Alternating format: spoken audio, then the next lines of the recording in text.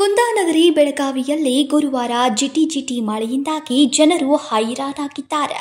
ಕಳೆದ 3 ದಿನಗಳಿಂದ ಸುರಿತಾ ಇರೋ ಮಳೆರಾಯ ಇನ್ನು 2-3 ದಿನಗಳ ಕಾಲ ಹೀಗೆ ಮಳೆ ಮುಂದುವರಿಯಲಿದೆ ಎಂದು ಹವಾಮಾನ ಇಲಾಖೆ ಸೂಚನೆ ನೀಡಿದೆ.